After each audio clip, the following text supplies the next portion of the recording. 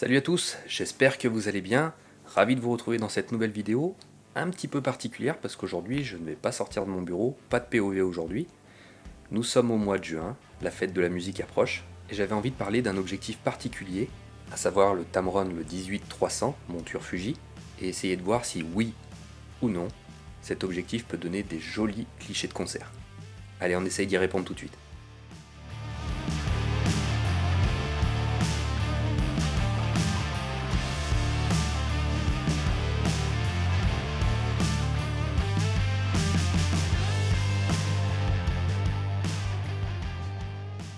Alors avant de parler du Tamron en lui-même, j'aimerais qu'on refasse un petit tour sur le matériel qu'on peut prendre pour des clichés de concert. Effectivement, c'est un domaine qui est très particulier, parce que c'est souvent des endroits sombres, les lumières sont souvent changeantes, ça aussi parfois c'est un petit peu compliqué à gérer, et du coup en termes de matériel, il est important de savoir déjà comment on va pouvoir bouger dans la pièce. Donc si jamais on peut bouger dans la salle, autour de la scène par exemple, je pense que c'est une bonne idée de privilégier d'abord les focales fixes, plutôt lumineuses, donc des ouvertures à f1.2, f1.4, f2. Là pour le coup ça va grandement nous aider pour ce type de cliché. Par contre si dans cette pièce on peut pas vraiment bouger, voire même qu'on est un petit peu éloigné de la scène, et ben là on va opter pour un zoom. Donc là en zoom Fujifilm, on a le 50-140 qui est vraiment excellent dans ce domaine, mais c'est un objectif qui est assez lourd, assez gros, et on va pas se le cacher, c'est pas donné. Après pourquoi pas avec une focale assez longue, type le 90 mm f2, si on est bien situé dans la salle, ça peut faire amplement l'affaire, mais malgré tout on peut pas varier les plans. C'est l'avantage du zoom. Donc finalement, qu'est-ce qui va nous rester comme objectif intéressant chez Fujifilm en termes de zoom? Il va y avoir le 70-300 et ce fameux Tamron 18-300. Donc là, on va parler un petit peu de cet objectif. J'ai déjà fait 2 ou 3 vidéos dessus, il me semble. Je l'utilise pas mal en photo de rue. Je l'ai utilisé aussi en photo de nature. Là, je vous mets tous les liens où vous pouvez retrouver ces vidéos. Alors c'est un objectif qui est décrié. Il y en a qui l'aiment, il y en a qui l'aiment pas, il y en a qui s'y font, il y en a qui s'y font pas. Moi personnellement c'est un objectif qui fait régulièrement partie de mon sac. Je ne l'utilise pas forcément pour des shootings professionnels, par contre en vacances, il est tropicalisé, il a une focale de 18 à 300 ce qui me permet de varier les plans selon ce que je veux faire en vacances par exemple. Donc personnellement, moi je l'aime bien, je trouve que c'est un joli couteau suisse à avoir dans son sac. Je l'ai également utilisé en photo de rue, en basse lumière. Là c'est pareil, je vous remets la vidéo. Ça a été compliqué, notamment de par son ouverture, de 3.5 à 6.3 en ouverture glissante. Donc c'est pas très lumineux comme objectif, et parfois j'ai eu quelques difficultés, il a fallu que je monte assez haut dans les ISO. Donc il est naturel de se poser la question, notamment pour le sujet qui nous concerne aujourd'hui, les concerts, est-ce que cet objectif peut faire l'affaire? C'est vrai que si on est un petit peu éloigné de la scène et qu'on aimerait prendre le portrait d'un artiste, par exemple, il est judicieux de se poser la question si avec une ouverture de 6.3 à 300 mm, on peut avoir quelque chose de correct. Donc je vous propose, on passe sur l'ordinateur et on regarde ça avec le logiciel Lightroom, voir ce qu'on peut faire avec ces clichés. Allez, c'est parti. Donc on est avec le logiciel de Lightroom. Inutile de dire qu'il vaut mieux shooter en RAW, histoire d'avoir toute la flexibilité de la post-production derrière. Donc ici, un petit cliché de Vince, en pleine concentration, en plein concert. Donc c'est un fichier RAW. Et comme on peut le voir, c'est un cliché que j'ai pris donc à ISO 12800. Donc là ça commence sérieusement à faire.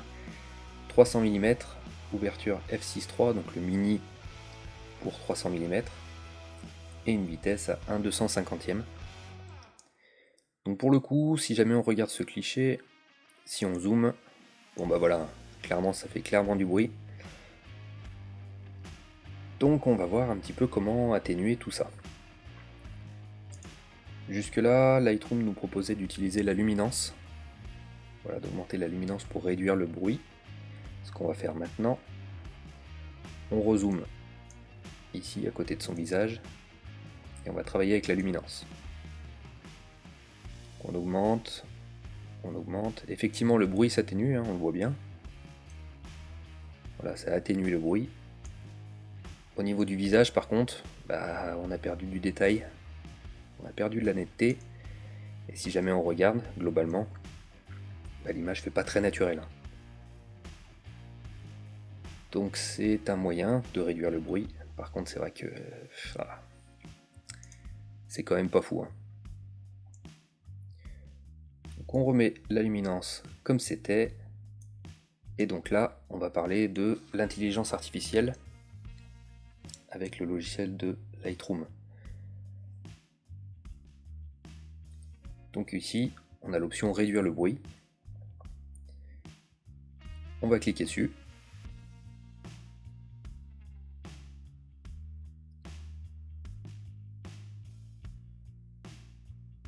Voilà, donc là on va avoir un petit aperçu ici qui va s'afficher, réduire le bruit quantité au maximum, et on accentue. Donc ici là où on voit création de l'image DNG, donc ça va nous créer un fichier DNG qui va être 2 fois plus lourd que le RAW en lui-même.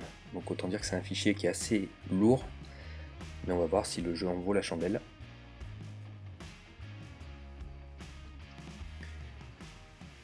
Ok, donc là, terminé.